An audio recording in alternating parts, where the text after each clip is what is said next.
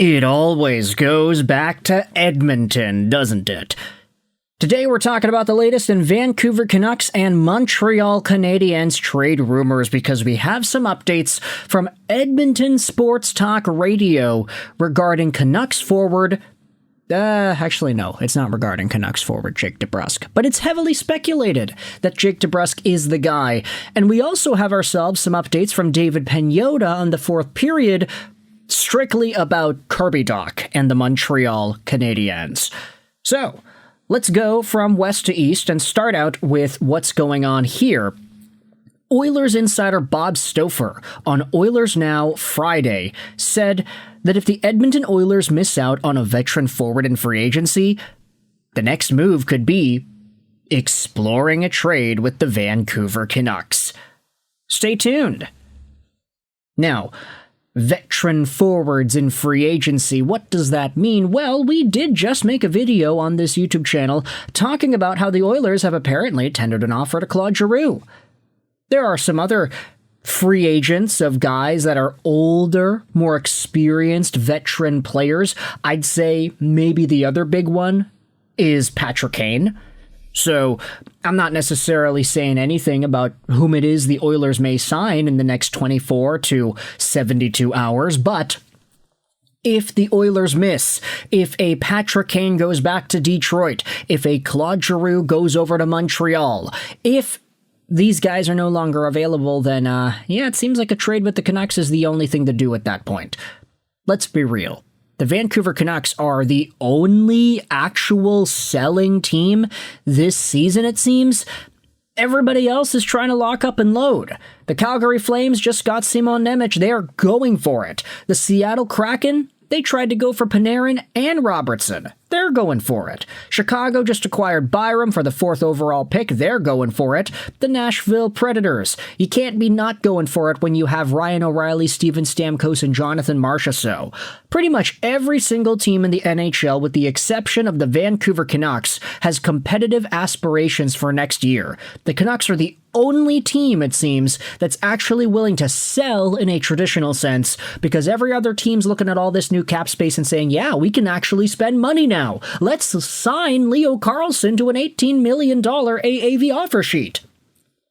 Jake DeBrusk can be seen as a pretty valuable contract at this stage. $5.5 million a year for a guy who had a whole bunch of power play goals, who can probably reach 30 goals if everything goes right. Now, to be fair, he hasn't done that yet in his NHL career, but all he's needing is one season where everything just works perfectly fine, and I have no doubt that Jake DeBrusk has it in him to be a one-time 30-goal scorer. But even at 20, 25 goals each, $5.5 million is not that bad. Now, you can say that there are contract comparisons that make DeBrusk and his contract maybe seem a little bit too long. There are other guys that were able to get similar AAVs with lesser term that maybe put Jake DeBrusk in a much more difficult box to contain lengthwise on this contract. But for the Edmonton Oilers, I mean, they've been linked to Jake DeBrusk for a while. He is from Edmonton. His dad is the primary Edmonton color commentator.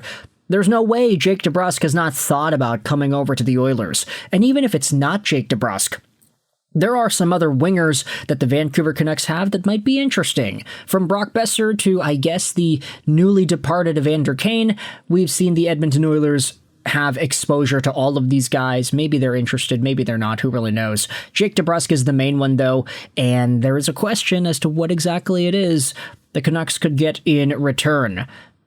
Zaz Oilers Online says, trade for Besser, sign Evander Kane. They don't have anything the Canucks want. No young pieces, and they don't have second-round draft picks. I mean, the Canucks can get a lot of draft picks. That probably helps out. I wouldn't say no to any draft picks over here. What's the fascination with Jake DeBrusk? He didn't like Boston. Vancouver doesn't seem to fit. Cap hit is 5.5 for 5 more years. The Oilers just got out of cap hell. I don't think this is a good move, especially since we have Jari and Frederick to deal with. No, screw that. No DeBrusk, no Petey, no Kane, no Besser. I don't want any of their players. If Giroux is a no-go, I'd find a way to take a stab at Mantha. Okay. These guys are fine. They can help out a team, right? This guy's got 604 in his username. Is he a Vancouver fan? Ay. Perfect. The Oilers fleeced the Canucks in both the Podkolzin and the Kane deal. I agree. I think it'd be DeBrusk, but man, if you can't get Van to knock Pettersson down to 8 mil, that would be one hell of a get too. Could you imagine Pettersson in Edmonton? I just don't know if I feel comfortable with even thinking about that. I might throw up. Anyways, let's shift gears over from Vancouver and Edmonton to the Montreal side of things. Because when it comes to Canadiens center Kirby Dach, we had a newly reported article by David Pagnotta posted earlier this afternoon, talking about how the Canadiens are indeed open to trading Dach away. This article will be linked in the description. The Canadiens continue to explore the trade market in hopes of bringing in another impact forward, preferably a center, to their top 6. During Thursday's DFO Rundown Insider Edition Free Agency Recap Special with Irfan Gaffar and David Pagnotta, the duo discussed what the Canadiens are looking for, and Pagnotta reportedly said the Habs are open to trading Kirby Dach for an upgrade on the roster. Dach, 25, saw his 4-year $13.45 million contract expire at the end of June, and is currently an RFA, after the Habs submitted a qualifying offer. Like I mentioned, Jack Quinn with Buffalo around draft time, Kirby Dach's name also has been circulating around the trade ranks, Pagnotta said.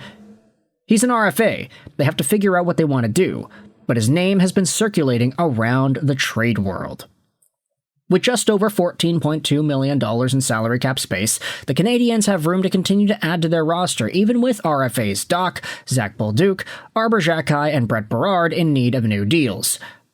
Moving Dach, though, may only occur if the Canadiens land another center ahead of the next season. The two sides, meanwhile, will continue to discuss what a new contract may look like. With the Canadiens still looking to upgrade their second-line center position, and they have been obviously engaged with talks with other teams of some of the other star players to see if they can bring in another star, add to this arsenal, Pagnotta said. Maybe Dach is a player that's utilized in some type of package along those lines, but his name, as I said, has been circulating. We'll see if it continues as the summer moves along. So pretty standard update here, but it's going out there and saying that, hey, Kirby Dach is an option to get moved. The Canadiens are interested in improving, and I don't think anybody should be too surprised about that. Kirby Dach was one of these guys that, yeah, he had a crazy little stint in the playoffs this most previously completed run. He had the terrible game number 2 where he coughed it up in overtime, which resulted in the loss, but then he rebounded in game 3 with multiple points. Then he scored a clutch goal in game number 6 over there. Kirby Dach has been a pretty up and down player, but recently I'd say he was a lot more of the downs than he was the ups, considering he went pointless for 9 straight games in rounds 2 and 3. Dach can provide some stabilizing offense down the middle. But if the Montreal Canadiens get anybody, like a Giroux or somebody else, that's a big upgrade. Especially if you're thinking about second-line minutes on the Montreal Canadiens. We said this in the last video, but Giroux, even though he primarily played right wing in Ottawa, he was one of the best centers in the NHL when he was out there in Philadelphia. I have no doubt he still has it in him to be a center, and potentially replace the role that Kirby Dach had. Not that Giroux's got the same size as Dach, he's a lot smaller, but when it comes to having right-handed centers, I mean, if you substitute one, getting another ain't too bad. I know everybody talks about how, hey, there are too many right-handed centers in Montreal. Nick Suzuki, Jake Evans, add on the same Kirby Dach. Obviously, that is an issue at some point, but Claude Giroux is a very big upgrade, so I wouldn't necessarily turn him away if he wants to come over just because he is a right-handed guy.